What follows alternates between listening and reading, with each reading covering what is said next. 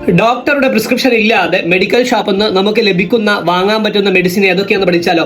ഇതിലൂടെ നിങ്ങളുടെ സമയവും പൈസയും ലാഭിക്കാം. വെൽക്കം ബാക്ക് ടു ഹെൽത്ത് വിത്ത് മുനവ്വർ. ഇന്നത്തെ ടോപ്പിക് പ്രിസ്ക്രിപ്ഷൻ ഇല്ലാതെ ഏതൊക്കെ മെഡിസിൻ നമുക്ക് മെഡിക്കൽ ഷോപ്പിൽ പോയിട്ട് വാങ്ങാം. ഇതിലൂടെ ഞാൻ സൂചിപ്പിച്ചതുപോലെ തന്നെ നമുക്ക് നമ്മുടെ സമയവും പൈസയും ലാഭിക്കാം എന്നുള്ളതാണ്. നമുക്കറിയാവുന്ന ചില രോഗങ്ങൾക്ക് നമുക്ക് വാങ്ങാൻ ഗവൺമെന്റ് അപ്രൂവ് വന്നിട്ടുള്ള മെഡിസിൻസ് ഉണ്ട്. അതിനെക്കുറിച്ച് ചെറുതായിട്ട് അറിയണം. ഇങ്ങനെ പ്രിസ്ക്രിപ്ഷൻ ഇല്ലാതെ വാങ്ങാൻ പറ്റുന്ന മെഡിസിനെയാണ് ഓവർ ദ കൗണ്ടർ എന്നാണ് വിളിക്കുക. OTC medicine.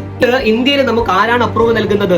ഒന്ന് central drug standard control organisation and state drug control department ആണ്. ഇവരാണ് നമുക്ക് അപ്രൂവ് ചെയ്ത് തരുന്നത്. ഇന്ത്യയിൽ ഒഫീഷ്യലി OTC മെഡിസിന്റെ ലിസ്റ്റ് ഇല്ല. പക്ഷെ പ്രിസ്ക്രിപ്ഷൻ സ്കെഡ്യൂൾ ഇല്ലാതെ മെഡിസിനെ പ്രാക്ടിക്കലി OTC ആയിട്ട് സെല്ല് ചെയ്യുന്നു എന്നതാണ്. ഏതൊക്കെയാണ് OTC മെഡിസിന് നമുക്ക് പ്രിസ്ക്രിപ്ഷൻ ഇല്ലാതെ വാങ്ങാൻ പറ്റുന്ന മരുന്നുകൾ ഏതൊക്കെയാണെന്ന് പഠിച്ചാലോ? സോ നോട്ട് ചെയ്യുക. നിങ്ങൾക്ക് ഈ വീഡിയോ ഉപകാരപ്പെട്ട നിർബന്ധമായിട്ടും നിങ്ങളുടെ വേണ്ടപ്പെട്ടതിലേക്ക് ഷെയർ ചെയ്യുക. വളരെ പ്രധാനപ്പെട്ട ഒരു കാര്യം, OTC മെഡിസിൻ നിങ്ങൾക്ക് കാലാകാലം കഴിക്കാൻ പറ്റില്ല.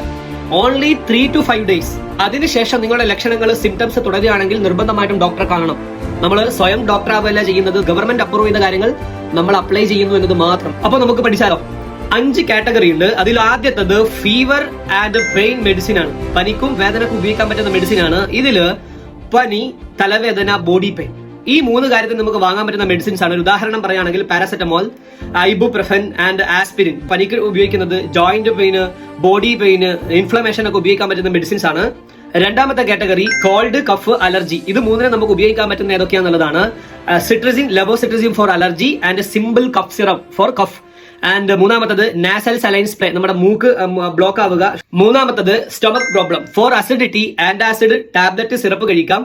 ORS for loose motion, probiotic, constipation അഥവാ മലബന്ധത്തിന് ലാക്സേറ്റീവ്. നാലാമത്തത് ഫസ്റ്റ് എയ്ഡ് മെഡിസിൻ ആണ്. അതിൽ ഏതൊക്കെയാണ് ഉൾപ്പെടുക?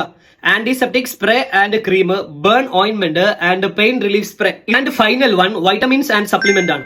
വൈറ്റമിൻ C ആൻഡ് സിങ്ക് നമുക്ക് വാങ്ങാം. വൈറ്റമിൻ D ആൻഡ് B12 നമുക്ക് ടെസ്റ്റ് ചെയ്തതിനു ശേഷം മാത്രം. അവസാനം ഒരു കാര്യം മനസ്സിലാക്കേണ്ടത്, ഇന്ത്യയിൽ OTC ഡ്രഗ് ലിസ്റ്റ് ഇപ്പോഴും ഇവോൾവിംഗ് ആണ്. ചില മെഡിസിനുകൾക്ക് മേ ബി പ്രിസ്ക്രിപ്ഷൻ വേണ്ടി വന്നേക്കാം. ഈ വീഡിയോ നിങ്ങൾക്ക് ഉപകാരപ്പെട്ടാൽ ഷെയർ ചെയ്യുക. നെക്സ്റ്റ് വീഡിയോയിൽ നെക്സ്റ്റ് ടോപ്പിക് ആയിട്ട് കാണാം. ബൈ.